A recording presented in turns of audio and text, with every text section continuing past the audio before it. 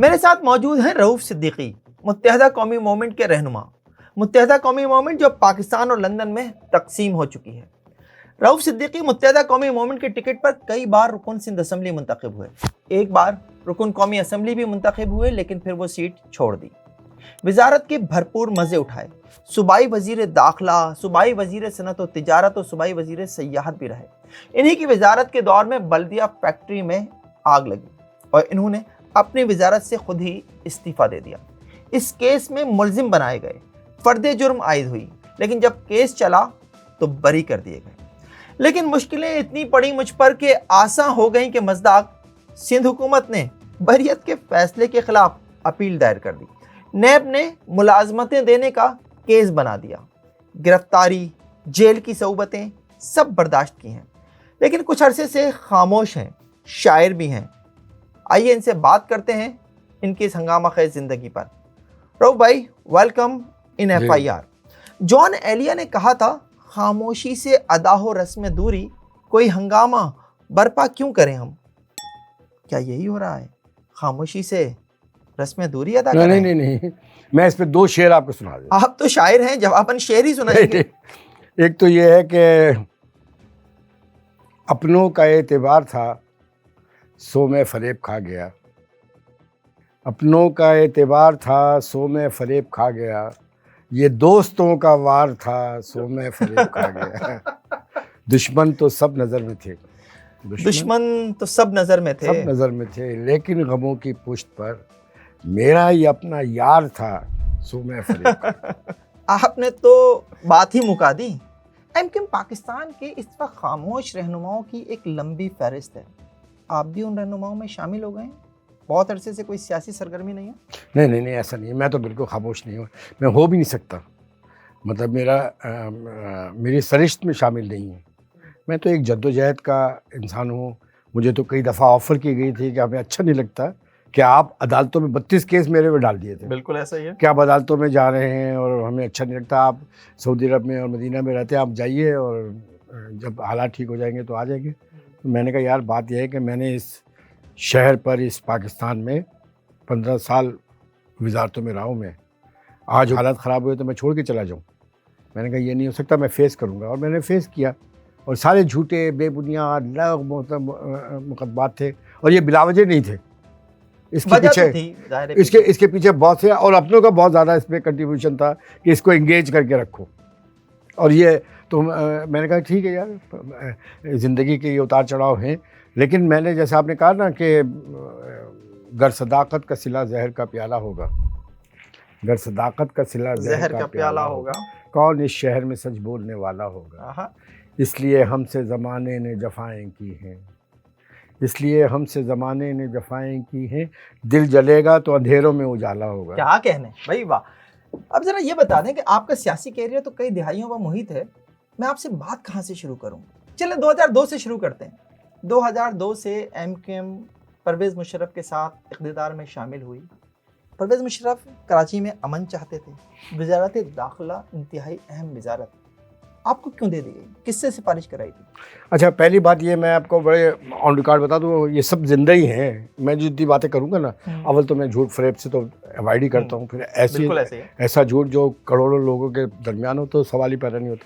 میں جتنی باتیں بھی آپ مجھ سے جو چاہے، آپ تو جانتے ہیں اس زمانے میں بھی آپ لوگ سوال جواب کرتے تھے، وزارت داخلہ میں بھی، تو مجھے جو جواب نہیں دینا تھا اس میں میں خاموش ہو جاتا ہوں، میں جھوٹ ووٹ نہیں بولتا۔ آج آپ خاموش نہیں رہیں گے؟ لیکن نہیں، میں تو ابھی خاموش ہونے کا سوال ہی پہلے نہیں ہوتا، اس وقت تو پرانی کی مجبوری تھی۔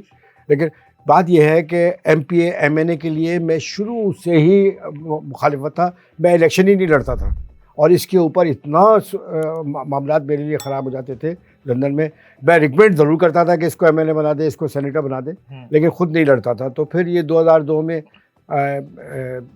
میرے پہ اتنا دباؤ پڑا۔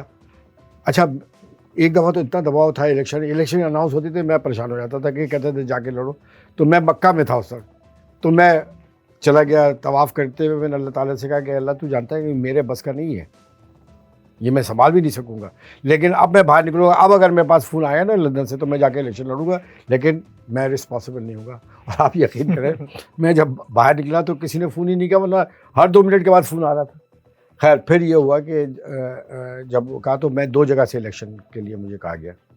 وہ تو تیسری جگہ سے بھی تھا, اللہ بخشے شعیب بخاری کو, کہ انہوں نے مجھے کاغذات واپس کرا دیے, ورنہ میں 3 جگہ سے لڑ رہا تھا. تو ایک نیشنل اسمبلی تھی اور صوبائی, تو میں دونوں جگہ سے جیت گیا. اور اسی زمانے میں ہمارے 2 بڑی وکٹیں نیشنل لیڈر ہمارے, ایک حیدرآباد سے ہار گئے, ایک کراچی سے ہار گئے. تو یہاں ایک طوفان مچا ہوا تھا کہ وہ سعودی عرب سے آگے 2 سیٹیں جیت گیا, آپ 2 سیٹیں ہار گئے. لیکن بہرحال یہ تو ایک لائٹر سائڈ. کون تھے وہ نیشنل لیڈر؟ آفتاب شیخ صاحب بھی ہار گئے تھے اور نصیر جلیل باجی بھی ہار گئی تھی. تو بہت طوفان مچا تھا اس کے اوپر. پارٹی کے اندر بھی کوئی معمولی بات تھوڑی تھی کہ وہ زمانہ ایسا تھوڑی تھا ہارنے والا. بالکل ایسے ہی 2002. تو ہاں, جب ہارنے والے زمانے میں اگر کوئی ہار جائے تو مصیبت ہو جاتی تھی. صحیح بات ہے. یہ ایک شخصیت ابھی زندہ ہے, آپ فون کر لیے گا گورنر سندھ کو. ایکسائز اینڈ ٹیکسیشن میں مجھ سے استعفیٰ مانگا گیا تھا بلا وجہ. ہمارے ہاکس بہت تھے نا وہاں پہ. میں نے استعفیٰ دے دیا. میں نے ایم پی اے سے بھی استعفیٰ دے دیا. لو بھائی جان چھوٹی, میں نے 2 رکعت نفل پڑھ لیا کہ اس کے بعد وہ حکومت ہی نہیں چلی, حکومت گر گئی. اب مجھے پھر کہا گیا, اچھا ریئیکشن بہت آیا تھا اس پہ میرے استعفے پہ کہ بھائی ان سے استعفیٰ کیوں لے لیا. تو ایم کیو ایم کے تو استعفیٰ لینا دینا ایک ہوتا تھا معمول کی بات سمجھی. لیکن مسئلہ یہ تھا کہ بھائی مجھ سے کیوں استعفیٰ, میں نے کب مانگا تھا یہ سب. اس کے بعد کیا ہوا, جب 3 مہینے کے بعد حکومت بنی تو پھر میرا نام آیا. ابھی عشرت العباد نے مجھے فون کیا, بولے یار بھائی آپ کا نام لسٹ میں ہے, ووٹ لینا ہے. میں نے کہا نو, آپ پوچھ لیے گا. باخدا میں جتنی بات کروں, میں نے کہا سوال ہی پیدا نہیں ہوتا. کہنے گے کہ رو بھائی ایسا ہی. میں نے کہا یار اللہ نے بڑی عزت کے ساتھ مجھے ہٹا دیا ہے.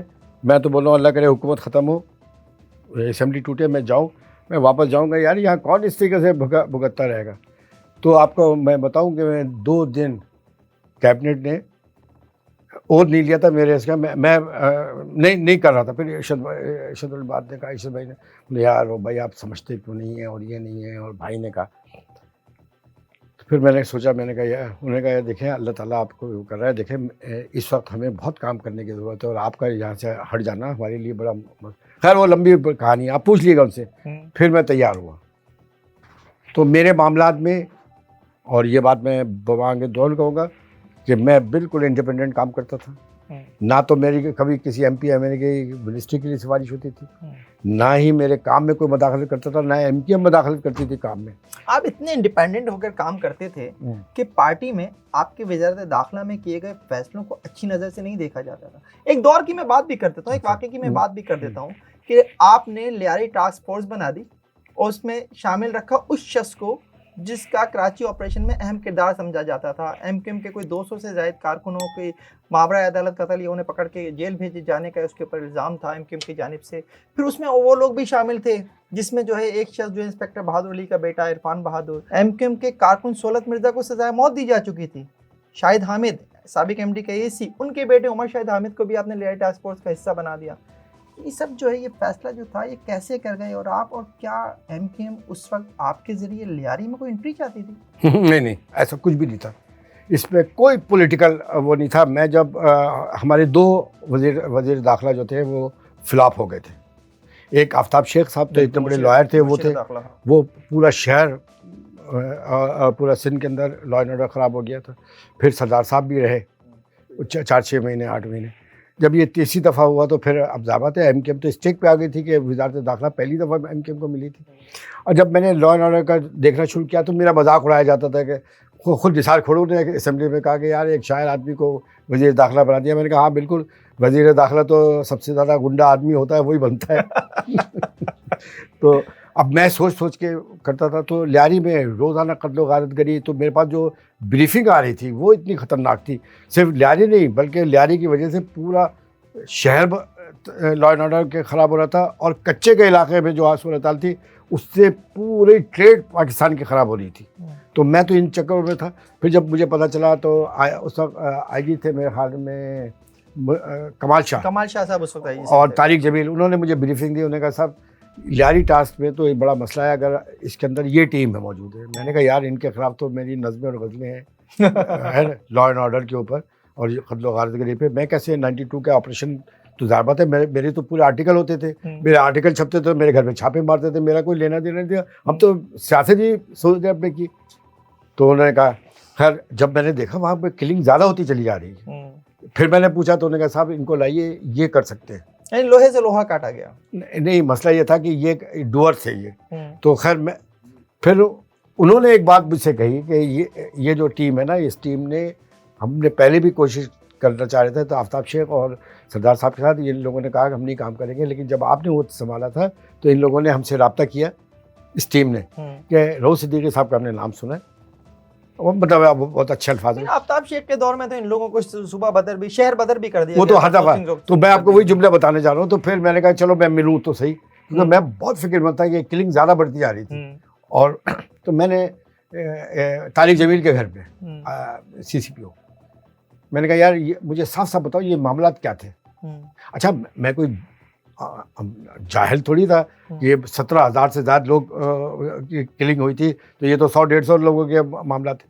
انہوں نے ایک بات مجھ سے کہی، بولے رؤوف صاحب آپ سے تو ہم بڑے کھل کے بات کرتے ہیں، جب بھی نزلہ گرتا ہے تو ہم 2-4 افسروں پہ گر جاتا ہے، جنہوں نے حکم دیا، جنہوں نے یہ سب ساری چیزیں کی، ہم نام لیتے ہیں. آپ اتنی ہمت ہے MKM میں، جا کے پریزیڈنٹ مشرف صاحب سے کہیں کہ اوپن کریں، ہم نام بتائیں گے کہ ہم کو کس نے کہا تھا یہ سب کچھ کرنے کے لیے. آپ لوگ ان کو تو نہیں کر سکتے، ہم ہی پہ آپ کا روب چلتا ہے. تو میں نے کہا اچھا، ارے یہ بات تو حق اور انصاف کی بات تھی. پھر میں سوچتا رہا، میں نے کہا یار دیکھو اس کا کمپنسیشن بھی ہو گیا تھا، جو ماورائے عدالت قتل ہوئے تھے، حکومت نے اس کو اگنالج کیا تھا. تو یہ ساری چیزیں پھر میں نے، اب مسئلہ یہ تھا کہ پارٹی کی اپروول چاہیے تھی، زیادہ، اور میں خود بھی اپروول میرے خیال آسان نہیں ہو گیا. نہیں بہت مشکل تھی. پھر میں لندن گیا، وہاں اجلاس ہوا. لیاری ٹاسک فورس کے لیے آپ لندن گئے؟ لیاری ٹاسک فورس کے لیے نہیں، چودھری اسلم اینڈ کمپنی کے لیے. لیاری ٹاسک فورس نہیں پہ مشتمل. ہاں، تو میں وہاں پہ گیا، پھر وہاں میٹنگ سنی.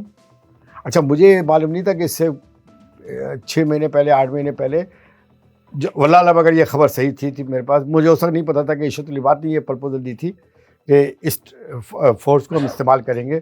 تو عمران فاروق نے ان سے استعفیٰ مانگ لیا تھا. بولے تو ہمت کیسے ہوئی کہ یہ جو آپریشن کے جتنے افسر ہیں ان کے لیے آپ یہ کہہ رہے ہو کہ ان کو ہم ہمارے دور میں آگے کام کریں گے. خیر میں جب وہاں پہ گیا تو میں نے آرگومنٹ دیے. میں نے کہا دیکھیں اس وقت پوری دنیا کی نظریں ہمارے اوپر ہیں. ہم اگر تو ہم وزارت داخلہ تک رہتے ہیں یا پھر اس کینوس کو بڑھا کے پورے پاکستان میں جاتے ہیں تو پوری دنیا ہم کو دیکھ رہی ہے. ہمارے 2 منسٹر فلاپ ہو چکے ہیں لا اینڈ آرڈر میں. آفتاب شیخ نے تو لیٹر ہی لکھ دیا تھا کور کمانڈر کو کہ جی ہم سے نہیں سنبھلتا کراچی. تو آپ دیکھیں نا. تو میں نے کہا اب مسئلہ یہ ہے کہ یہ لا اینڈ آرڈر کو ٹھیک کرنا بہت ضروری ہے. اور لیاری گینگ وار جو ہے اس نے تو بچوں کو اغوا کر کے اور گھروں کے اندر کر کے، وہ تو آپ کو معلوم ہے اس زمانے میں یہ کرائم تو آپ ہی دیکھتے تھے. تو میں نے جب سب کیا تو پھر مجھے جو MKM کے بانی تھے انہوں نے سب کو کہا، بولے لوگ اگر یہ بات کر رہے ہیں تو انہوں نے مجھ سے پوچھا کہ تم ایماندار. اچھا ان کو پتا تھا میں جھوٹ تو بولنے کا، اور بولنے کی ضرورت کیا ہے. انہوں نے کہا کہ کیا تم کو ایجنسیز نے کہا ہے یہ کرنے کے لیے؟ خدا کی قسم میں نے کہا نہیں. میں نے کہا ایجنسی کا کہاں سے آ گئی؟ بھائی میں تو خود دیکھ رہا ہوں، میں تو اندرون سندھ کے دورے کر رہا تھا. کہہ رہے اچھا تو بولے اب یہ رؤوف کہہ رہا ہے تو ہمیں تو یہ کرنا پڑے گا. اور بات تو اس کی صحیح ہے کہ پوری دنیا ہمیں واچ کر رہی ہے کہ ہم کیا ایڈمنسٹریشن چلا سکتے ہیں نہیں چلا سکتے، یا ہم نے یہیں کہ یہیں رہنا ہے. تو انہوں نے کہا ٹھیک ہے جاؤ یار رہنے دو. پھر سب کو انہوں نے کہا کہ جو یہ کر رہا ہے کرو، اس کے معاملے میں نہیں بولو یار. لیکن جس شخص کے اوپر اتنے ماورائے عدالت قتل کے الزامات تھے، وہ شخص کو جب آپ نے لیاری ٹاسک فورس کا سربراہ بنا دیا، پھر اسی لیاری ٹاسک فورس نے ایک ماورائے عدالت قتل کر دیا معشوق پروہی کے نام پہ. دیکھیے وہ ایک الگ کہا. دیکھیے جب یہ ان کو آن بورڈ لیا گیا تو ان کو میں نے ایک بات کہی تھی بلا کے آفیشیل. میں نے کہا تمہارے کسی بھی گناہ کا بوجھ میں اٹھا کے آسمانوں پہ نہیں جاؤں گا. تو یہ میری شکل دیکھ رہے ہیں. اس میں یہ پوری ٹیم میں چودھری اسلم تو شہید ہو گیا، باقی تو زندہ ہے. آپ بلا کے پوچھ لیجیے گا. پورے دور میں کوئی ایک کال ایسی نہیں ہے میری، یا ایک کام ایسا نہیں ہے جو آن بیہاف آف MKM میں نے ان سے کوئی غلط کام لیا ہو. MKM کا ریکوائرمنٹ ہی یہ نہیں تھی. خیر اب MKM پہ افسانے تو بہت سارے ہیں نا یار. خیر دوسرا آپ نے یہ بات کہی معشوق پروہی والا مرڈر کیس جو تھا، وہ ایک معاملہ ایسا ہوا، وہ تو بہرحال ایک ٹیک اپ کیا گیا اور اتنا بڑا ایشو بنا. وہ نام بھی وہی تھا، ساری چیزیں وہ تھی جو مجھے بلیو کیا گیا پورٹری میں. معشوق پروہی کے اوپر اتنے سارے چارجز تھے اور وہ گرفتار ہوئے، اور پھر یہ ساری معاملات ہوئے، ان کے اوپر FIR کٹی اور پھر وہ گرفتار ہوئے. وہ ساری چیزیں تھیں.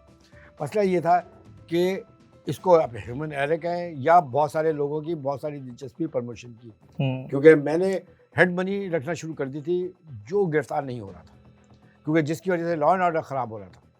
اور لیاری خاص طور پہ یہ صورتحال بن گئی تھی کہ لیاری میں تو ایک عجیب میسیکر تھا کہ 2 گروپ لڑ رہے ہیں اور کسی کا باپ ان کو نہیں روک سکتا تھا.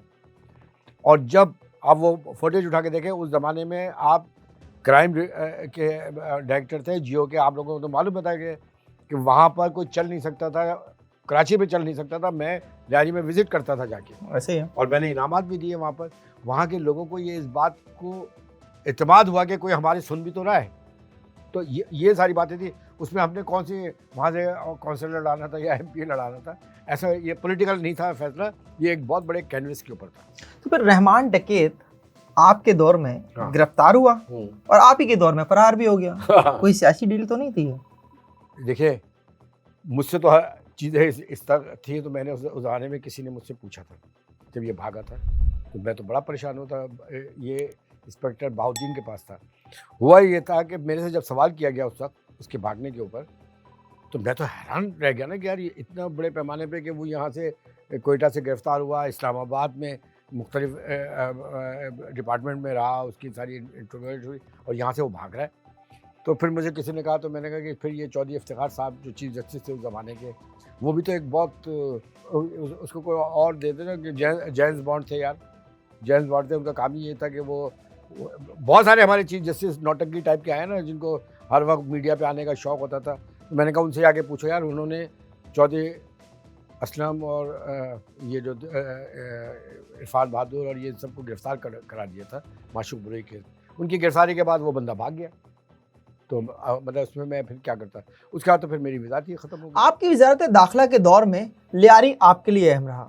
ذوالفقار مرزا وزیر داخلہ بنے تو انہوں نے لیاری کے اوپر بہت زیادہ توجہ دی, اور یہاں تک کہہ دیا کہ ہم نے لیاری کے لوگوں کو اسلحے کے لائسنس شادی میں پٹاخے چلانے کے لیے نہیں دیے ہیں. یہ لیاری کی کراچی کی سیاست میں اتنی اہمیت کیوں ہے؟ مسئلہ یہ ہے کہ لیاری امپورٹنٹ تو ان لوگوں کے لیے جن کے یہ حلقے رہے ہیں, جنہوں نے اس کو پسماندگی کا شکار بنا کے رکھا. اور آپ نے خود بتایا کہ ذوالفقار مرزا صاحب نے ان کو تو یہ کہا تھا کہ آپ کو اسلحے اس لیے تھوڑی دے گا کہ پٹاخے چلانے کے لیے. ان کی تو پوری فورس وہاں پہ تھی نا. اور پھر انہوں نے باقاعدہ نام لے کے قتل عام شناختی کارڈ دے کے لوگوں کو ذبح کیے ہیں, قتل کیے ہیں. یہ سارے واقعات انہی لوگوں کے, یہی بھتے لینے والے. یہ تو عزیز آباد تک سے بھتے لے رہے تھے. خیر, تو اس کی وجوہات تو اسٹیبلشمنٹ جانے کہ ان کے تانے بنے کہاں بلوچستان تک, اور بلوچستان سے لے کے کہاں تک ملتے ہیں. یہ تو ایک بہت بڑا نیٹ ورک ہے, اور اس کے لیے جہاں سے بھی اس ٹائپ کے لوگ مل جائیں تو یہ سارے لوگ وہیں ملیں گے جہاں پہ غربت اور افراط زیادہ ہوگی. یہ تحریک طالبان کے جو خود کچھ بمبار بیچارے ملتے ہیں, میں تو ان کو بیچارے اس لیے کہتا ہوں کہ غربت و افلاس کے مارے لوگ ہیں نا, ان کو نئی نئی کہانیاں سجا کر, اسلام کا نام لے کر, جنت دکھا کر ان بیچاروں کو تیار کرتے ہیں جو لوگ. مسئلہ یہ ہے کہ اسلام کے بنیاد کے اوپر مسجدوں کو تو آگے بم سے اڑا رہے ہیں, لیکن اپنے علاقوں میں کسی شراب خانے کو آج تک نہیں اڑایا. کچے کے ڈاکو آج پکا مسئلہ بن گئے ہیں, ریاست بھی ان سے پریشان ہے. آپ بھی وزیر داخلہ رہے, ایک کچے کا مسئلہ حل نہیں کر سکے. کہ آپ کی بھی کسی کے ساتھ کسی اوطاق میں کوئی تصویر لگی ہوئی ہے کیا؟ ہاں دیکھیے, یہ ریکارڈ کے اوپر ہے, آپ کی چینلوں نے بھی دیا تھا. میں نے آپریشن کیا تھا, میں لاڑکانہ کے وزٹ پہ تھا, تو مجھے وہاں پہ راہل خان بروئی اور شبیر شیخ وہ مجھے بریف دے رہے تھے لاڑکانہ جاتے ہوئے کہ کچے کے علاقے میں یہ, اور کچے کے علاقے میں اغوا برائے تاوان کا تو میں نے بھی سنا تھا, چائنیز بھی تھے, یہ بھی تھے. تو میں نے آدھے راستے سے گاڑی موڑی اور سکھر واپس آیا. میں نے کہا یہاں مجھے بریف کرو. انہوں نے بریف کیا, انہوں نے کہا جی یہ فورس بھی ہمارے پاس موجود ہے, ہمیں تو پرمیشن ہی کوئی نہیں دے رہا آپریشن کرنے کی. تو اس کا پرمیشن میں نے دی, اور میں نے کہا کہ دیکھو یہاں پانی پت نہیں لڑنا ہے, ایک سڑک کا راستہ کھولو اور ایک طرف سے کارروائی شروع کرو. کوئی بھاگتا ہے تو بھاگنے دو, کیونکہ وہاں عورتیں بچے, تم لوگ خود بتا رہے ہو کہ پورے گاؤں آباد ہے. اور جو بھی اغوا برائے تاوان میں یہاں سے اٹھ کے جاتا تھا نا, تو جیسے ہی کچے کے علاقے میں اترتے تھے تو وہاں عورتیں ڈھولک پہ بیٹھ جاتی تھی کہ اب مرغا آیا ہے, اب پیسہ آئے گا, یہ گیت تھے ان کے. تو میں نے کہا کہ اس طریقے سے وہ نہیں کرو, جب یہ نکلیں گے وہاں سے تو پھر گرفتار کرنا. تو پھر یہ میں نے اجازت دی, تو انہوں نے کہا کہ ہمیں رافٹ چاہیے کیونکہ اندر دریا ہے. آپ جا کے دیکھیے اتنا حسین کچے کا علاقہ ہے وہ. تو میں نے کہا اب یہ کہاں سے ملیں گے یار, تم لوگ تو نئے نئے کام مجھے بتا رہے ہو. تو انہوں نے کہا کہ جی یہ پنو عاقل چھاونی میں. تو میں نے کور کمانڈر جو تھے یہاں پر ان کو فون کیا, طارق وسیم غازی جنرل تھے غالب. میں نے کہا کہ جنرل صاحب ایسا ایسا میں آپریشن کرنا چاہ رہا ہوں یہاں پہ کچے کے علاقے میں. میں نے کسی سے پرمیشن وغیرہ نہیں, تو میں نے کہا میں کرنا چاہ رہا ہوں تو یہ رافٹ چاہیے. تو ایک دم انہوں نے خوش ہو گئے کہا, بولے یار رؤف صدیقی صاحب یہ کام آپ ہی کر سکتے ہو, تو یہ رافٹ آپ کو کل مل جائے گی. میں نے کہا کل نہیں, مجھے ابھی چاہیے. میرا عادت ہے یہ ہمیشہ بات کہنا. اچھا 2 منٹ کے بعد وہاں سے کال آئی, تو یہ آر پی او وغیرہ دیکھ رہے تھے, واچ کر رہے تھے کہ بھائی ہم جس وجہ سے داخلے کے پیچھے ہے یہ اسٹینڈ بھی کرتا نہیں. 2 منٹ میں کال آ گئی کہ جی یہ رافٹ کہاں پہنچانی ہے. وہ رافٹ آگے تو انہوں نے کہا, میں نے کہا, اور پھر میں نے میڈیا کو بلایا. آپ یقین کریں جب میں نے میڈیا کو بلایا تو وہاں پہ 2-3 جرنلسٹ وہ تھے جن کو ڈاکو اٹھا کے لے گئے تھے. وہ میرا ہاتھ چومنے لگے کہ آپریشن کی میں نے پرمیشن دے دی. وہ 6 بجے سے پرمیشن نہیں مل رہی تھی. اب میں واپس کے لیے کراچی آنے کے لیے جب میں ہیلی پیڈ پہ پہنچا تو راہل خان بلوئی اور شبیر, یہ زندہ ہے سارے کردار, اور یہ آن ریکارڈ بھی ہے آپ کے ٹیلی ویژن چینل. انہوں نے کہا کہ سر اندر تھک جنگل ہے, تو اگر ہمیں یہ ہیلی کاپٹر مل جائے تو ہم نے آپ کو کہا ہے میں 1.5 مہینے میں 1 مہینے میں کر دیں گے. اگر یہ ہیلی کاپٹر مل جائے گا تو ہم 15 دن میں کچے کا علاقہ صاف کر دیں گے, کلیئر کر دیں گے, کیونکہ ہم اندر نہیں جا سکتے. میں نے کہا اچھا. میں نے کہا ڈائری کہاں ہے تمہاری, کریں. میں نے کہا چلو یہ آج کی تاریخ سے یہ لو, اور میرے میں نے کہا معلوم کرو ٹرین کون سی ہے. اب وہ مجھے کہہ رہے ہیں کہ سر آپ چھوڑیں, آپ یہ لے جائیں ہیلی کاپٹر, کراچی چلے ہیں, واپس بھیج دے گا. پھر میں نے کہا واپس کیسا ہوگا, اتنی مشکل سے تو مجھے ملتا ہے یہ. سارے منسٹر اس کے اوپر گھوما کرتے تھے, اپنے بچوں کو تفریح کراتے تھے. میں نے کہا یار یہ لو, اور پھر ٹرین سے آیا. میں نے کہا سر لا اینڈ آرڈر سیکورٹی کا آپ کا مسئلہ ہے. میں نے کہا چھوڑو تم کر دینا اسٹیشن پہ. میں بائی ٹرین آیا واپس, اور آپریشن ہوا.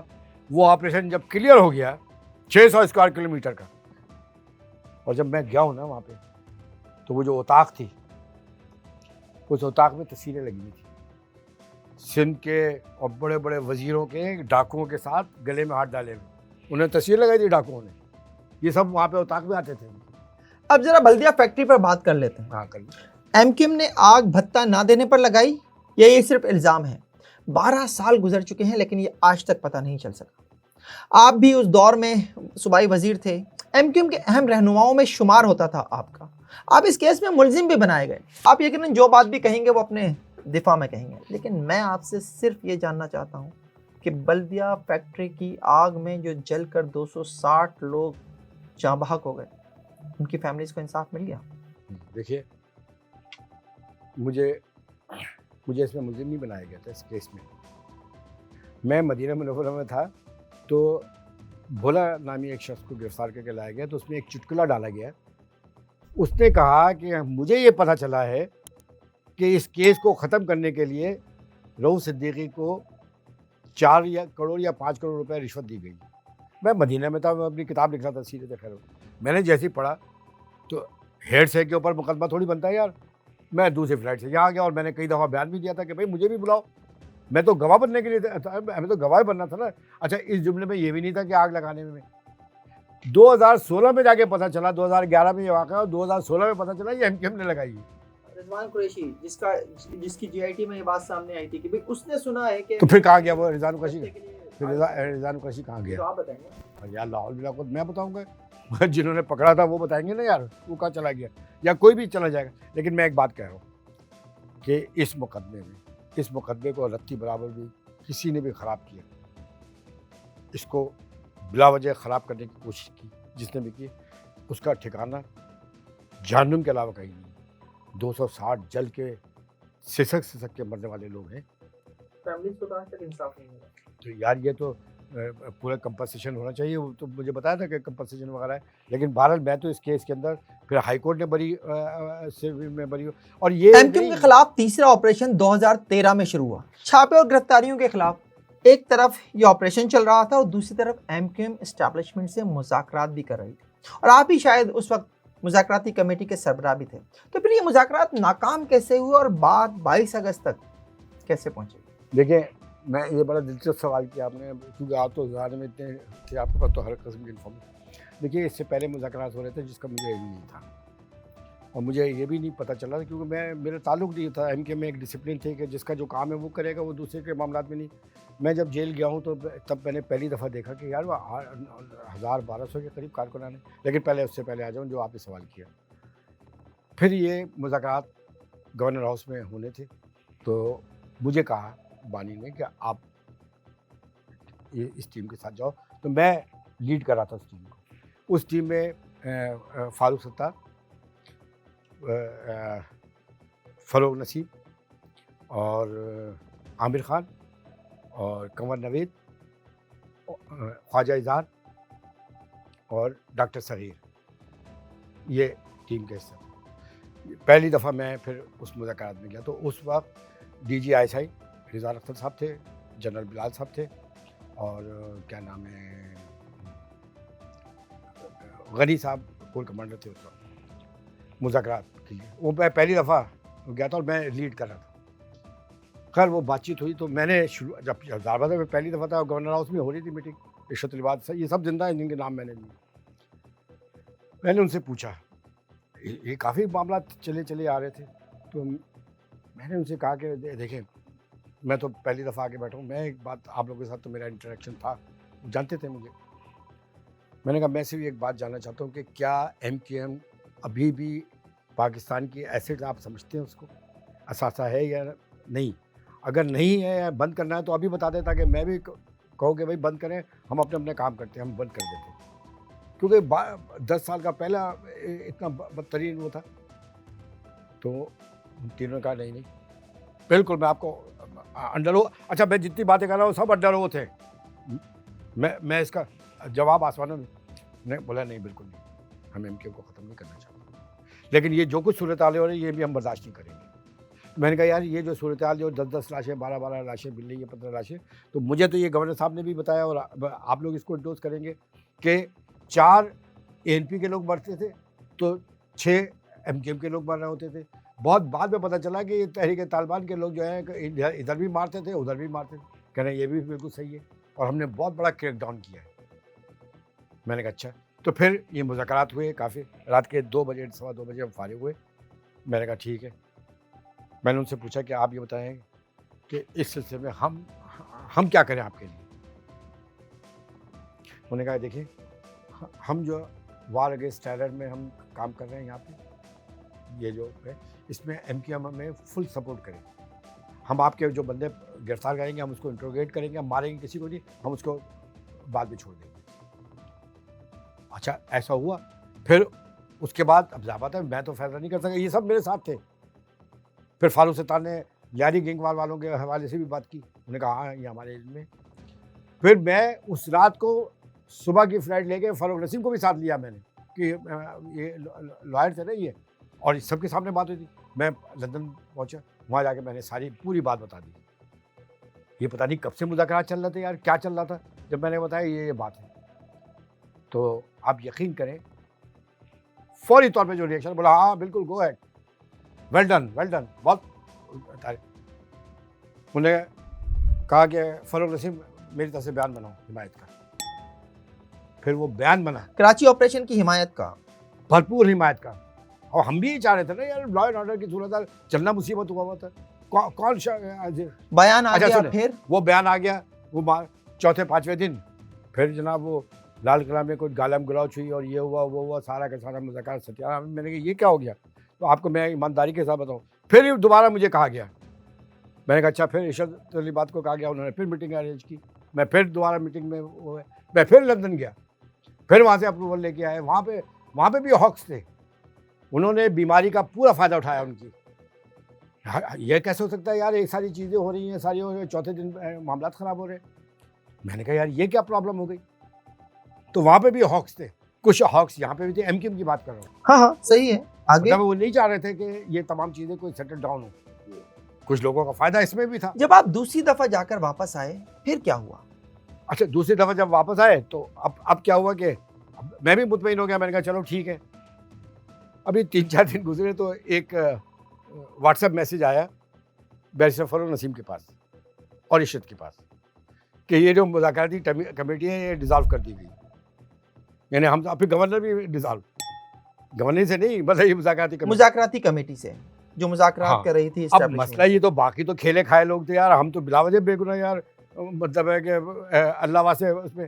تو وہ مذاکراتی کمیٹی کو ختم کر دیا گیا اور بیرسٹر سیف جو اب PTI میں ان کو جو ہے سینیٹر بیرسٹر فیض کی سروائیو میں کمیٹی بنا دی گئی. وہ یہ سیمنٹ بیان کس نے جاری کیا؟ ہاں؟ یہ بیان کس نے جاری یہ وہاں کیا؟ سے محمد انور نے، وہ ضابطہ اپروول ہوگی جو بھی ہوا ہوگا. تو مجھے بیرسٹر فروغ نسیم نے کہا، مجھے اشرف نے کہا، بولے یار بھائی یہ میسج آیا ہے کیا؟ میں نے کہا یار بھیج دے کور کمانڈر صاحب کو. بولے یار بھائی آپ، میں نے کہا یار 2 دفعہ ہو چکا ہے، اپنے نہیں بات کر سکتا، کیونکہ وجہ یہ ہے نا کہ یہ لوگ بھی سمجھیں کہ یار ہم کو ڈچ کیا جا رہا ہے. میں نے اسٹاپ کر دیا، میں نے کہا نہیں بھیج دو. انہوں نے بات چیت بھی بند کر دی، معاملات اور خراب ہوتے چلے گئے. اس کے بعد پھر وہ ڈاکٹر عاصم والا ایک کیس تھا یار، بلا وجہ. 22 اگست سے 1 ماہ پہلے شاید یہ ہوا تھا ڈاکٹر عاصم ہاں کے جی ہاں اسپتال میں جو دہشت گردوں کے علاج کا کیس تھا، یار اس میں آپ کی ضمانت کینسل ہو گئی. میرے نہیں، یہ 4-5 جو تھے اس میں یہ ہوا کہ ضمانت کینسل، ہم سب اندر. آپ گرفتار ہو کر جیل چلے گئے جو مذاکرات کو لیڈ کر رہے تھے، اور پیچھے ہو گیا 22 اگست. اب پیچھے 22 اگست ہو گیا. اچھا مسئلہ کیا تھا بھائی؟ میں تو تنہا ہو گیا نا یار. اگر مسئلہ یہ ہے کہ جب یہ میری غیر موجودگی 22 اگست میں جب مذاکرات ہو رہے تھے، میں اتنا اہم آدمی تھا، اول تو مجھے ڈسون کرنے کی ضرورت کیا تھی بھائی؟ یا تو پھر ڈیمانڈ رکھتے نا کہ رؤف صدیقی کو بھی بٹھاؤ یہاں پہ. پارٹی جب میں ہی دیکھ رہا تھا. اچھا میں پھر اس کو اور بھی اضافہ تھوڑا سا کر دوں. اسی دوران کیا ہوا، گرفتاری سے پہلے کی بات تھی کہ ایک دن مجھے کہا، اللہ بہتر جانتا ہے اس کے پیچھے کیا، مجھے کہا کہ آپ کو پارٹی کا کنوینر بنا رہے ہیں، آپ ٹیک اوور کرو پارٹی، آپ چلاؤ. کس نے کہا یہ؟ بانی نے کہا، بانی قائد نے مجھے کہا کہ تم چلاؤ. لیکن 2 دفعہ کا یہ واقعہ ہو چکا تھا، لیکن میں نے صرف اتنا کہا کہ نہیں پلیز. تو انہوں نے فون بند کر دیا غصے میں. رؤف بھائی، جس وقت آپ اسٹیبلشمنٹ سے مذاکرات کر رہے تھے، اسی وقت ایم کیو ایم وسیم اختر کو میئر نامزد کر رہی تھی. یہ اسٹیبلشمنٹ کو کھلا چیلنج نہیں تھا، کیونکہ وسیم اختر تو گڈ بک میں ہی نہیں تھے. یار یہ آپ نے بڑا صحیح وہ نکالا. اس وقت میں گرفتار بھی نہیں ہوا تھا، لیکن آپ کو میں آج ایک اور راز کیا، میں نے کچھ جگہ پہ تو کہا وسیم اختر میئر کے لیے کبھی نامزد ہی نہیں تھے ایم کیو ایم کے اندر. پھر کہاں سے آیا ان کا نام؟ میں آپ کو بتا رہا ہوں. بات یہ تھی کہ یہ 2 سے 3 افراد کے درمیان یہ گفتگو تھی، اور میں اگر اس کو فوکس کروں تو 2 کے درمیان تھی، بانی کے پاس یا میں. انہوں نے مجھے فون کیا تھا اور مجھ سے کہا کہ یار یہ ایک نام آ رہا ہے یہاں پر، میئر تلاش ہو رہا تھا اس وقت کس کو بنایا جائے. تو انہوں نے مجھ سے پوچھا کہ ریحان ہاشمی کو تو میں اتنا نہیں جانتا تھا، ظاہر بات ہے ایم پی اے وغیرہ تھے تو اتنا انٹریکشن میں نے بتایا نا کہ میں اپنے کام سے کام رکھتا تھا، میں بلا وجہ تیرے میرے میں گھستا بھی نہیں تھا. تو جب انہوں نے بتایا میں نے کہ 2-3 قریشی ہیں، تو پھر انہوں نے پوچھ کے بتایا ریحان. میں نے کہا ہاں نہیں لڑکا تو اچھا ہے، اور پھر ینگ ہے اس میں. مجھے یار اس کے لیے کہا گیا ہے کہ اس کو عہدوں کا بڑا شوق ہے. تو میں نے ہنستے ہوئے کہا کہ جنہوں نے آپ کو یہ بتایا کہ اس کو عہدوں کا شوق ہے، ان صاحب کو کتنا عہدوں کا شوق ہوگا. بات یہ ہے کہ سپروائز تو آپ کر رہے ہیں، ہم لوگ کریں گے نا بیٹھ کے. میں نے کہا نہیں ٹھیک ہے، ینگ ہے آپ اس کو وہ کر لیں. تو یہ اچھا انہوں نے مجھے ہولڈ کرا کے اس کے بارے میں بات کر رہے تھے، لیکن یہ نہیں بتا رہے تھے کون تھا. اور ڈپٹی میئر کے لیے ارشد وورا. ٹھیک ہے، یہ بات مطلب سیکرٹ تھی. 15-20 دن کے بعد، 1 مہینے کے بعد مجھے ارشد نے فون کیا، گورنر سندھ نے بولا یار یہ جو ہے وہ وسیم اختر کا نام چل رہا ہے. میں نے کہا نہیں یار غلط ہے.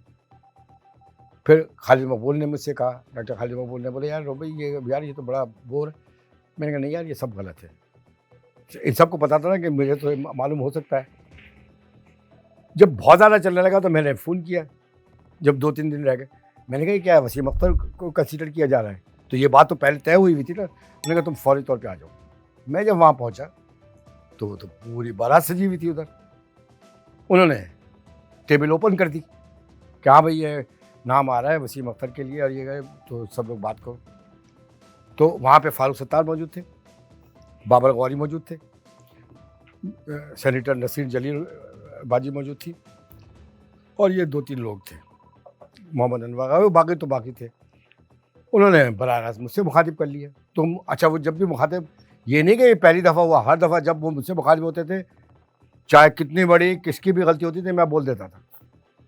تو میں نے کہا کہ نہیں جی، پھر میں نے کہا نہیں یہ تو فیصلے صحیح نہیں ہے، تو ریکمنڈیشن ہی نہیں ہونی چاہیے تھی. میں سمجھا وہ جاننا چاہ رہے ہوں گے، ہے نا. میں نے 15 منٹ میں نے اوپن اس کے اوپر، یہ گواہ ہیں سب، ان کے ہاتھوں میں قرآن دیجیے گا. لیکن اس کے لیے جو لابنگ کی گئی تھی اس میں تو یہ 2-3 لوگ تھے نا، فاروق ستار تھے اس میں، نصیر جلیل تھی، یہ لوگ حمایت کر رہے تھے. خیر آدھا گھنٹہ اس کے اوپر بحث ہوئی. تو میں نے کہا کہ جو پچھلا ٹریک ریکارڈ ہے وہ صحیح نہیں ہے. اور پھر ان کا تو صرف ایک چیئرمین شپ کے لیے ریکویسٹ تھی، جو مجھے بتائی گئی وہاں پہ کہ وہ کہہ رہے تھے مجھے کہیں کا چیئرمین بنا دیں, میں کافی عرصے سے بے روزگار ہوں. خیر اللہ عالم, اس کی کوئی سند میرے پاس نہیں ہے, ٹھیک ہے. یہ سنی ہے میں نے بات. خیر پھر یہ ہوا, کافی بحث ہوتی رہی. پھر یہ ہوا کہ کسی اور کا نام, پھر شیخ صلاح الدین کا نام آیا. اب شیخ صلاح الدین تو ظاہر بات ہے محبان پاکستان میں تھے, تو ان کو پتہ تھا کہ میں حمایت کروں گا, لیکن میں نے کوئی بات نہیں کی. آخر میں انہوں نے کہا کہ ایسا کرتے ہیں, پھر یہ ندیم نصرت نے کہا کہ ایسا کرتے ہیں الیکشن کرا لیتے ہیں نام کے لیے. تو رابطہ کمیٹی یہاں اور وہاں الیکشن ہوئے. اور وہ الیکشن بھی کیا تھے یار, اب مطلب بطخ کو تیرنا سکھا رہے ہیں. یہی رابطہ کمیٹی نے نام وام رکھے, اور اس میں کیونکہ وہ بھی اس میں شامل تھے, ندیم نصرت بھی, کہ ان کو لایا جائے. تو میں سمجھ تو رہا تھا, لیکن میں کوئی یہ تھوڑی تھا کہ میں کوئی مشورہ دیتا تھا اس پہ اسٹینڈ کرتا تھا, مانو مانو نہیں مانو نہیں مانو. چلیں یہ الیکشن اپنی جگہ, لیکن اس کے بعد جو بلدیاتی انتخابات ہوئے, وسیم اختر تو تمام وقت روتے رہے اختیارات نہیں. اس کے بعد جو الیکشن ہوئے, ایم کیو نے تو رات اس کا بائیکاٹ کر دیا. دیکھیں مسئلہ یہ تھا, میں بڑے صاف طریقے سے بتا دوں کہ میں تو خود اس بات کے تھا کہ الیکشن میں حصہ کیا جائے, لیکن ہمارے یہاں 2-3 آئین اسٹینڈ بھی تھے اس زمانے میں. اور بنیادی بات یہ تھی کہ میئر کو بھی پتا تھا, ٹاؤن چیئرمینوں کو بھی پتا تھا, اور رابطہ کمیٹی کو بھی پتا تھا, اور اللہ بخشے مرحوم کنور نوید, مطلب یہ وہ لوگ تھے کہ ان کو تو بنیادی طور پہ پتا تھا کہ عوام میں جائیں گے تو گالیاں کھائیں گے, مار کھائیں گے. کام نہیں کیا تھا, بہت کیوں, بہت سلطان, اتنی بڑی ٹیم تھی.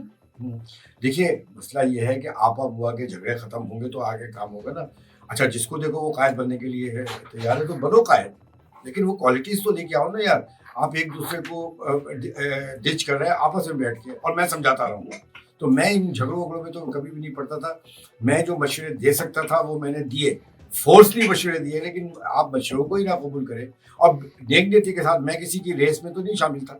میں یہ کہتا تھا کہ اسٹیبلشمنٹ آپ کو سپورٹ کر رہی ہے, اتنی بڑی رابطہ کمیٹی ہے, اتنے ذمہ دار اور کارکنان ہیں, 8 برس آپ لوگ گراؤنڈ کے اوپر ہیں, آپ پرفارم کرتے نا, لوگ آپ کے ساتھ آتے. اگر آپ بلدیاتی الیکشن کا بیکاٹ تو آپ نے اس وجہ سے کیا, آپ کو پتا تھا کہ اب بدترین شکست کونسلر لیول پر بھی ہوگی, لیکن آپ کو جانا چاہیے تھا, آپ جیتتے, عوام روتے دھوتے جاتے لیکن آپ کو ووٹ ڈالتے. لیکن ایسا نہیں ہوا.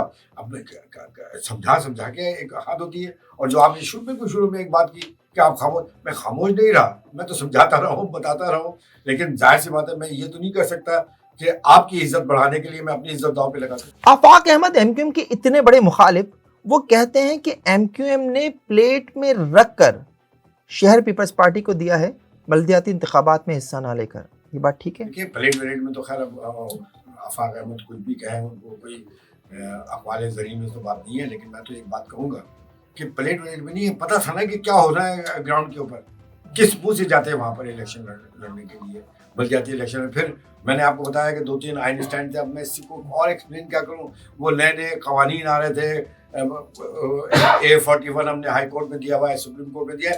اجلاسوں میں جو بات ہوتی تھی کہ ہم عوام کو بتا دیں گے کہ ہم تو ہائی کورٹ میں تھے, ہم تو سپریم کورٹ میں تھے. مطلب ڈرامے بازی ایک حد تک چلتی نا. اور پھر آپ پاکستان کی سب سے, آپ کا جو ووٹ بینک ہے, آپ کے جو فالوور, آپ کے جاننے والے, پاکستان کی سب سے زیادہ پڑھے لکھے لوگوں کی آپ نمائندگی کر رہے ہیں. آپ ان کو گولیاں دے دے کے تھوڑی چلا سکتے ہیں, کب تک چلائیں گے آپ؟ لیکن میں تو یہ کہہ رہا ہوں کہ کمال ہے بھائی, اسٹیبلشمنٹ کی اتنی بڑی سپورٹ ہونے کے باوجود, اتنی بڑی ٹیم ہونے کے باوجود, اگر یہ واقعی گراؤنڈ کے اوپر ہوتے تو کراچی, حیدرآباد, نواب شاہ میرپور خاص, یہ کبھی بھی اس احساس سے روکنے کے اس انتہا میں نہیں جاتا. اچھا جنہوں نے آپ کو سپورٹ کی وہ بھی بیچارے برا بھلا ان کو سننا پڑ رہا ہے, گالیاں ان کو پڑ رہی ہیں. تو یہ بات آپ کہہ رہے ہیں کہ ایم کیو ایم میں آپا بوا کا کھیل جاری ہے, لیکن لگ یہ رہا ہے کہ آپا بوا کے اس کھیل میں مخالفتیں بڑھتی ہی چلی جا رہی ہیں. رابطہ کمیٹی کے ایک اجلاس کی آڈیو لیک ہونے کے بعد پارٹی توڑ دی گئی, رابطہ کمیٹی توڑ دی گئی. اب پارٹی میں صرف ایک عہدہ ہے چیئرمین کا. کیوں یہ پارٹی ری آرگنائز کیوں نہیں کی جا رہی؟ دیکھیں وہ تو ایک بہانہ تھا کہ ایک آڈیو لیک ہو رہی ہے تو پوری رابطہ کمیٹی ڈیزالو کر دے گی. تو پتہ چلا نا کہ الیکشن سر کے اوپر تھے, لہٰذا ایک بہانہ کر کے پوری رابطہ کمیٹی کو تو فائنل کریں, کیونکہ اس میں تو کویشچن اٹھیں گے نا کہ کس کو ٹکٹ مل رہا ہے, کس کو ٹکٹ نہیں مل رہا, کہ ہر بات پوچھی جا رہی تھی نا. حالانکہ سن کوئی نہیں رہتا اس وقت بھی, لیکن ایک خوف تو تھا نا, اور اس کو جو ہے وہ ڈیزالو کر دیا گیا. اور ڈیزالو جس مقصد کے لیے کیا گیا, مطلب ایک آڈیو لیک ہو گئی تو آپ تحقیقات کر کے جو ذمہ دار تھے ان کے اوپر کارروائی کرتے. اب دوسری بات یہ تھی کہ آپ نے ایسی باتیں کیوں کی, اور آپ سے ایسی باتیں کرتے ہوئے اتنے بے خبر اور غفلت میں تھے کہ ریکارڈنگ ہو رہی ہے اور آپ کو نہیں پتہ چل رہا. تو آپ نے پوری رابطہ کمیٹی کو, اور وہ اس میٹنگ میں موجود تھا, ایسا خوف کے چہرے بنا بنا کے کہ آج ہم ذلیل ہو گئے, ہم بے عزت ہو گئے, ہم یہ ہو گئے. آپ اتنا بڑا الیکشن سر کے اوپر آپ کا تھا اور آپ نے پوری رابطہ کمیٹی انتظار کر. تو یہ کسی کے کہنے کی وجہ سے ہوا, یہ ایسے نہیں ہوا. یہ سب کے انٹرسٹ تھے, سب کی اپنی اپنی ٹیمیں تھیں, کیونکہ زیادہ سوال تو اٹھتے ہیں نا پھر کہ جن کا پارٹی سے تعلق نہیں ہے ان کو ٹکٹ آپ کیسے دے رہے ہیں, آپ اپنی دوستی یاریاں نبھا رہے ہیں اس کے اندر. ایم کیو ایم میں اس وقت عہدوں کی جنگ اپنے عروج پر ہے. کہا جا رہا ہے کہ ڈاکٹر خالد مقبول صدیقی, مصطفیٰ کمال اور فاروق ستار یہ ایک پیج پر نہیں ہیں. یہ حقیقت یار یہ تو ہمیشہ رہی ہے, یہ ہمیشہ رہی ہے. ایم کیو ایم کا پیک کے زمانے میں کیا عظیم احمد طارق تھے تو کیا عمران فاروق نہیں تھے؟ کیا عمران فاروق تھے تو یہ آفاق اور عامر نہیں تھے؟ کیا اس زمانے کے اندر گروپنگ نہیں تھی؟ یار یہ کیسے ممکن ہے کہ جہاں انسان مختلف الخیال لوگ موجود ہوں اور وہاں پر پسند اور ناپسند اور عہدے, اور یہ کون دنیا کے یار, کوئی نعوذ باللہ کوئی پیغمبروں کی جماعت تھی یار, یا ولی اللہ کی جماعت تھی کہ یار کچھ بھی نہیں. لیکن اس وقت جس دور کی آپ بات کر رہے ہیں اس وقت الطاف حسین تھے. آج کی صورتحال بتائیے ذرا, کوئی کنٹرول کرنے والا ہے؟ او بھائی اس وقت بھی جب وہ موجود تھے تو تب بھی بہت سارے لوگ الطاف حسین بننا چاہتے تھے نا یار. یہ جو حقیقی بنی تھی یہ کس چکر میں بنی تھی؟ یہ وہی امپریشن تو تھا کہ ہم بھی یہ بن جائیں. تو مسئلہ یہ ہے, یہ کوئی بہت بڑی برائی نہیں ہے, لیکن چونکہ ایڈمنسٹریشن اچھی تھی, چیزیں اچھی تھی, اس لیے یہ چیزیں بہت ساری چیزیں باہر نہیں آتی تھی. اور میں اس بات کا بڑا وہ ہوں, اختلاف رائے تو ہو سکتا ہے نا یار, یہ کوئی مردوں کی اور قبرستان کے اندر کی کوئی جماعت تھوڑی ہے کہ کوئی بول ہی نہیں رہا یار. اختلاف رائے ہے, آج بھی ہے, شدید ہے, آج ذرا زیادہ ہے. اور آج اس پہ اور اضافہ مزید یہ ہے کہ ذاتی فائدے اور مفاد اور ذاتی پسند اور ناپسند کو زیادہ سپورٹ دی جا رہی ہے کہ وہ تمام بیریئر کو کراس کر دیا جائے کہ بھئی ایک آدمی کا پارٹی سے کوئی تعلق ہی نہیں ہے, آپ اس کو لا کے بٹھا دیں اور پھر وہ جو جس نے پارٹی کو ہی نقصان پہنچایا اسی کو آپ انچارج بنا کے بٹھا دیں تاکہ وہ پھر اگلے پچھلے حساب کتاب کر. تو یہ ساری چیزوں کی وجہ سے تو آج یہ صورتحال ہے. کس کی بات کر رہے ہیں؟ میں سب کی بات کر رہا ہوں, including by self. Altaf Hussain اور ایم کیو ایم کے راستے الگ ہو گئے, لیکن کچھ دن پہلے کراچی اور حیدرآباد میں بانی ایم کیو ایم کے حق میں وال چاکنگ اور بینرز لگے ہیں, جس سے لگتا ہے کہ آج بھی الطاف حسین کی محبت لوگوں کے دلوں میں, یا پھر پی ٹی آئی کا مقابلہ کرنے کے لیے ایم کیو ایم لندن کے اوپر پھر ہاتھ رکھا جا رہا ہے. یار ان کا مقابلہ پی ٹی آئی کا تو کے ساتھ کیا مقابلہ ہوگا یار؟ بلدیاتی انتخابات قریب ہیں, نہیں, آپ ایم کیو ایم تو پرفارم نہیں کر پا رہے. دیکھیے ایم کیو ایم کو تو پی ٹی آئی کی جدوجہد کے ساتھ آپ کبھی کمپیئر کر نہیں سکتے. ایم کیو ایم کے کارکنان نے, ان کی لیڈرشپ نے جس طرح جیلیں کاٹی ہیں نا, جس طرح تشدد برداشت کیا ہے, جس طریقے سے مارگلا کی پہاڑیوں میں, یقین کریں اگر 1% اور 2% بھی وہ دوہرا دیا جاتا نا تو یہ تو پارٹی واش ہو جاتی. آپ کو میں بتاؤں کہ اگر آج بھی ایم کیو ایم کے ساتھ ہوں نا, اس حالت میں اتنی کوتاہیاں, اتنی بلنڈر, اتنی خامیوں, اتنی کوتاہیوں کے باوجود, اتنی نااہل لوگوں کے درمیان بھی ایک بات میرے ایمان کی طرح میرے راسخ ہے کہ مڈل کلاس اور لوئر مڈل کلاس کی پاکستان کے اندر ایک تحریک اگر کوئی ہے جرمن تو وہ ایم کیو ایم ہے. اور اس کو ختم کر دینا یہ بڑا ظلم ہوگا پاکستان کی لوئر مڈل کلاس میں. اس کو اسٹرنتھن کرنے کی ضرورت ہے. میں صاحب اقتدار سے بھی کہوں گا, صاحب اختیار سے بھی کہوں گا کہ اس کو ختم ہونے سے بچاؤ, اس کے اندر اس کو سپورٹ کرو. مڈل کلاس کی تحریک ختم ہو جانا کسی بھی ملک کی ریڑھ کی ہڈی کے مطابق ہوتا ہے, اور وہی بنیادی طور پہ فیصلہ کرتے ہیں کہ ملک کو جانا کہاں پر ہے. ملک کو یہ ایلیٹ کلاس تھوڑی کرتی ہے یار. ایلیٹ کلاس کا جو دار و مدار ہوتا ہے وہ صرف اپنی مال اور دولت پہ اور اپنے اختیار پہ ہوتا ہے. تو مڈل کلاس کی یہ جنرل تحریک تھی جس پہ بہت سارے لوگوں نے جنرلی جانے نشاور کی اور ظلم اور ستم برداشت کی. تو یہ ختم نہیں ہونا چاہیے. اس لیے لوئر مڈل کلاس جو ہے یہ اس کی جماعت ہے, اس لیے میں اس میں شامل ہوں. ورنہ یار میں ایک جب ابھی لگاؤں, مجھے کسی نے کہا, میں نے کہا یار میں ہوں اہل جنوں, میرا تعلق اہل جنوں سے ہے, اسی لیے یہ سودا کیے ہوئے ہوں نا یار. اگر اہل عقل ہوتا تو میں حکمران جماعتوں میں نہیں ہوتا, میں مسلم لیگ میں نہیں چلا جاتا, میں تحریک انصاف میں نہیں چلا جاتا. اب ایسا بھی میں ٹوٹل نہیں تھا کہ مجھے کچھ نہ ملتا. دیکھیے بات آپ کی صحیح ہے جو ہوتی ہے, اور میں تو اس بات کا قائل ہوں 22 اگست کو جو کچھ ہوا نہیں ہونا چاہیے تھا. اچھا یہ ہم اور آپ کہہ رہے نہیں ہونا چاہیے تھا، لیکن جس نے کہا اس کو ریئلائزیشن ہوئی اور انہوں نے لندن سے باقاعدہ اپنی تقریروں میں معافی مانگی، اور 8 برس سے وہ معافی مانگ رہے ہیں، تو یہ معافی ہونی چاہیے. دیکھیے با اختیار فریق کو کا سب سے بڑا کردار یہ ہونا چاہیے کہ اس کو معلوم ہونا چاہیے ہاؤ ٹو پارڈن. اسٹیٹ کو معلوم ہونا چاہیے کہ ہم کو کسی کو معاف کرنا ہے تو کیسے کرنا چاہیے. ایک موقع ملنا چاہیے. 8 برس ہو گئے اور اس کی سزا من حیث القوم نہیں دینی چاہیے. آپ کی اس بات پہ میں کہنا چاہوں گا کہ کامران ٹسوری صاحب سے جب یہ سب بات ہو تو وہ یہ کہتے ہیں کہ الطاف حسین کا معاملہ ریاست کا معاملہ ہے. ریاست تو ماں ہوتی ہے، ماں معاف نہیں کر سکتی. بالکل کرنی چاہیے. میں نے ابھی شروع میں جو بات کی کہ ہر با اختیار شخص کا سب سے بڑا کردار یہ ہوتا ہے کہ اس کو معلوم ہونا چاہیے کہ وہ معاف کیسے کرے گا. 8 برس ہو گئے ہیں نا. لیکن اگر اس کے برابر آپ دیکھیں تحریک انصاف کو، ہے نا، انہوں نے جو کچھ کیا، انہوں نے تو معافی بھی نہیں مانگی، لیکن پھر بھی بات چیت ہو رہی ہے، مذاکرات ہو رہے ہیں. لیکن میں نے یہ ساری باتیں اس حوالے سے کر رہا ہوں کہ دیکھیں یہ ملک پاکستان انٹرنیشنل سیناریو تبدیل ہوتا چلا جا رہا ہے. پولیٹیکل انوائرمنٹ اتنے حد تک جنگ و جدل کی طرف چلے گئے کہ کوئی کسی کو سپورٹ نہیں کر رہا ہے. آپ کو اپنی عوام کو آن بورڈ لے کر ایک مضبوط ایک پاکستانی نیشنلزم کے پاس لے کے آنا ہوگا.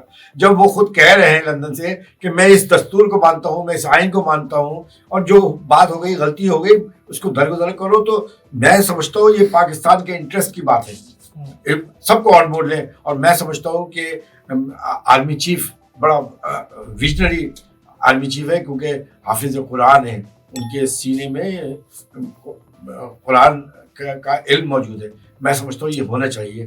یہ جتنی جلدی ہو جائے گا اتنی اچھا ہوگا، اور سب کو کام کرنے کا موقع ملنا چاہیے. کچھ گفتگو آپ کی ذاتی زندگی پر بھی ہو جائے. ایم کیو ایم میں کیسے آئے؟ یار میری زندگی کا ہر ایک کی زندگی میں آدمی سوچتا کچھ ہے، بنتا کچھ ہے، کرتا کچھ ہے، کہتا کچھ. ہماری زندگی بنیادی طور پہ جد و جہد کی. میری والدہ جو تھی وہ انجمن جمہوریت پسند خواتین سندھ کی صدر تھی. میرے مام جان وغیرہ یہ کٹر کمیونسٹ تھے یہ لوگ، اور لکھنؤ یونیورسٹی کے یہ لوگ فارغ التحصیل تھے. ہمارے گھر میں پھر یہ نیشنل پارٹی میں تھے، ولی خان گروپ اور یہ بھاشانی وغیرہ. تو مطلب یہ ایک انقلابی چیزیں تھیں جاگیرداروں کے خلاف، اور یہ ساری چیزیں تھیں.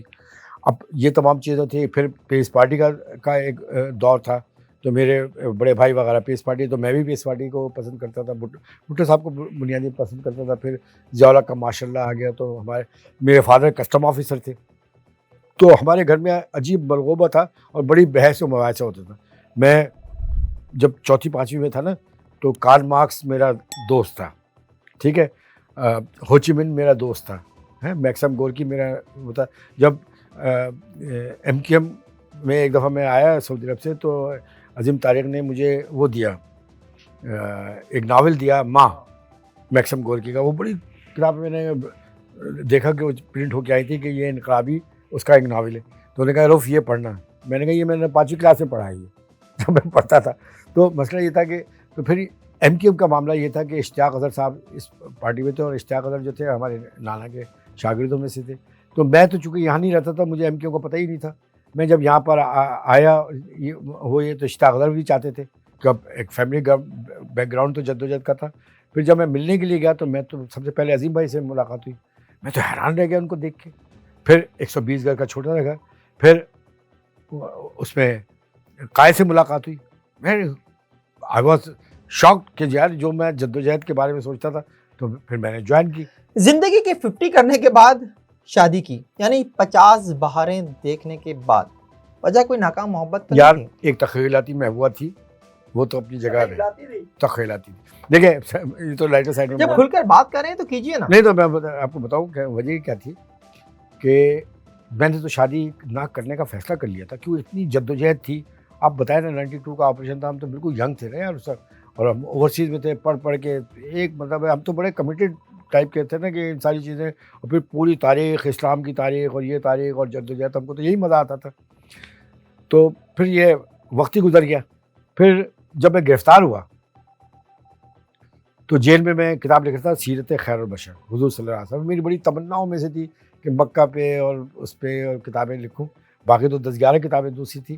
جب میں نے سیرت خیر بشر رکھ رہا تھا تو ایک رات کو ایک حدیث جو زندگی بھر میں نے سنی کہ جس نے نکاح کیا اس نے اپنا آدھا ایمان بچا لیا، میں نے پین رکھ کے بیٹھ گیا. میں نے کہا رؤف صدیقی یہ تم جو ہر دفعہ عمرے کر رہے ہو، یہ کر رہے ہو، ادھر کر رہے ہو، یہ خدمت کر رہے ہو، یہ تمام کر رہے ہو، یار یہ سب کے سب عادی ہو کے تمہارا حساب ہوگا صرف نکاح نہ کرنے کی وجہ سے؟ یار یہ کیسا سودا ہے؟ آپ یقین کریں میں پین رکھ کے بیٹھ گیا. صبح کے 4 ساڑھے 4 ایسے ہی تو صبح میری بہنیں ملنے آئی مجھ سے. میں نے کہا ساری زندگی تم لوگ روتے دھوتے رہو، شادی کر لو شادی کر لو. تو میں نے کہا کہ اب میں رہا ہوں گا نا تو میں شادی کروں گا. تو یہ تو ایک سپرنٹ کے کمرے میں نعرے لگ گئے میری بہنیں. تو پھر میں نے کہا تم لوگ جاؤ، اب یہ استحقاق تمہارا ہے، جو تم کہو، جو تم کرنا چاہو بس میں تیار ہوں. کیونکہ مجھے تو یار یہ نکاح کرنا تھا نا حضور کے حدیث پہ. اس طرح یہ ہوا. پھر میرے اللہ نے یہ کیا کہ میرا نکاح مکہ میں ہوا. تو لیکن جب میں مکہ گیا ہوں تو مکہ کی عدالت میں نکاح مکہ کی عدالت میں ہوا تو جج اوپر سے اتر کے آیا اور کاغذ مجھے دیا اور مجھے یہاں پیار کیا اور یہاں پیار کیا اور کہا کہ یہ شیبی صاحب جو آئے نا گواہ بن کے خلید بردا خانے کا، وہ گواہ تھے میرے، وہی لے کے گئے تھے. کہنے کہ میں رات بھر یہ سوچا تھا کہ یہ کون شخص ہے پاکستانی جس کی گواہی دینے کے لیے شیبی صاحب آئے. تو میں نے کہا تو میرا نکاح وہاں ہوا. پھر میرا بیٹا وہاں پیدا ہوا مدینہ میں. اور بات یہ ہے کہ شادی شدہ زندگی کے لیے میں آپ لوگوں سے کہوں گا، آپ کے ویور سے کہوں گا، نہ بابوں کو ڈھونڈو، نہ ولیوں، نہ پیروں کو ڈھونڈو. جا کے جس کی شادی ہو گئی ہے 25 سال سے زیادہ ہو گیا اس سے جا کے دعا کراؤ، کیونکہ اس کی دعا یہ آپ نے اپنی ازدواجی زندگی کے تجربات پر کہا ہے. دیکھے نا مطلب یہ ہے نا کہ اگر کسی شخص کو اللہ تعالیٰ آزمائش دیتا ہے اور مصیبتیں اور پریشانی دنیا میں جھیل لیتا ہے تو اس کے لیے جنت ہے. تو ایک شادی شدہ مرد جو ہے وہ آپ نے کئی کتابیں لکھی، اپنی ازدواجی زندگی کے تجربات پر کب لکھ رہے ہیں؟ یہ تو لائٹر سائڈ میں کہا. آپ کو میں صرف اتنی بات بتاؤں، اس کائنات کا سب سے حسین ترین وقت پتہ ہے کون سا ہوتا ہے؟ جب نکاح ہوتا ہے. آسمانوں پر ایک جشن کیفیت ہوتی ہے جب بھی نکاح ہوتا ہے کہ یہ مرد یہ عورت اللہ کی وجہ سے ایک دوسرے کو اپنے قریب کر رہے ہیں. یہ سیرت خیر بشر اس کا جو ٹائٹل ہے یہ 3D کے اوپر ہے. یہ بھی دنیا کی واحد کتاب ہے، انگلش لٹریچر میں بھی 3D نہیں ہے. یہ حضور صلی اللہ علیہ وسلم کے حیات طیبہ پہ، اور یہ میں نے جیل میں لکھی تھی. تو یہ جیل میں مجھے بھیجے اس لیے گیا تھا کہ میں یہ کتاب لکھوں. واہ. لیکن اس کتاب میں جب یہ لکھی جا رہی تھی تو میں نے جیل میں لکھی تھی، بعد میں باہر نکل کے اس کی جو نو پر درست کر رہا تھا. اس کا کریڈٹ اگر میں دوں، اگر مطلب بہت زیادہ کریڈٹ جاتا ہے تو اس کو ثنا عروج جس نے رات دن محنت کی اور آؤٹ اسٹینڈنگ پرفارمنس تھی اس کی ان معاملات کے اوپر، اس کتاب کے اوپر. پھر شائق تھے، پھر عمران قریشی اور رئیس احمد اور عبدالغفور، یہ وہ 4-5 لوگ تھے، وسیم. ان لوگوں نے رات دن کام کیا. لیکن ظاہر سی بات ہے کہ رشید جمال کو میں کیسے اگنور کر سکتا ہوں جنہوں نے یہ پرنٹنگ تک پہنچایا. اور پھر جن لوگوں نے مدد کی ان کا تو اجر اللہ کے پاس ہوگا. لیکن ثنا عروج کا جو کردار اس کتاب کے لیے تھا وہ تو اس کا اجر تو پھر اللہ تعالیٰ آسمانوں بھی دے گا. پھر ایک اور کتاب ہے، یہ بھی اپنی نوعیت کے اعتبار سے بسم اللہ الرحمن الرحیم. مجھے نہیں پتہ یہ کتاب میں نے نہیں پڑھی، کیونکہ میں جب کتاب لکھ رہا تھا تو میں ڈھونڈ کے تھک گیا. بسم اللہ الرحمن الرحیم یہ تبلیغی جماعت کے جو سربراہ تھے حضرت حاجی عبدالوہاب رحمۃ اللہ علیہ، ان کے پاس تھا. تو انہوں نے کہا بسم اللہ پہ کچھ لکھا. تو میں نے کہا ان کے قدموں پہ لاکھوں مفتی بیٹھے ہیں، ان سے نہیں کہہ رہے ہیں، مجھ جیسے شخص سے بول رہے ہیں کہ تم بسم اللہ پہ لکھو. تو پھر کرتے کرتے جب میں نے یہ کتاب لکھی، اس میں نے تبصرہ کیا ان کا، یہ ایک کتاب ہے. تو یہ 3-4 کتابیں ہیں. میرے پاس پلے کچھ بھی نہیں ہے. وزارتیں اور لے لی، حکمرانی اور لے لی، اور پھنس گیا میں آسمانوں کے لیے. تو آسمانوں پہ لے جا کے یہی رکھ دوں گا اللہ تعالیٰ کے بارگاہ میں کہ یہی ہے میرے پاس، اور تو کچھ نہیں ہے. باقی اللہ میں سے کہوں گا مجھے معاف کر دیں. اللہ تعالیٰ آپ کی ان کاوشوں کو قبول کرے. مراکش کے وزیر اعظم نے بھی مجھے خط لکھا ہے اس کے اوپر، یہ سیرت خیر، اس میں بہت تعریف وارف کی ہے. اور یہ عربی اردو انگلش تینوں زبانوں میں یہ بھی ہے. اللہ تعالیٰ آپ کی ان کاوشوں کو قبول فرمائے. بہت شکریہ رؤف صدیقی صاحب آپ کا. یہ پروگرام آپ کو کیسا لگا کامنٹ سیکشن میں کامنٹ کر کے ضرور بتائیے گا. دیکھتے رہیے FIR، جب تک سیاست جاری.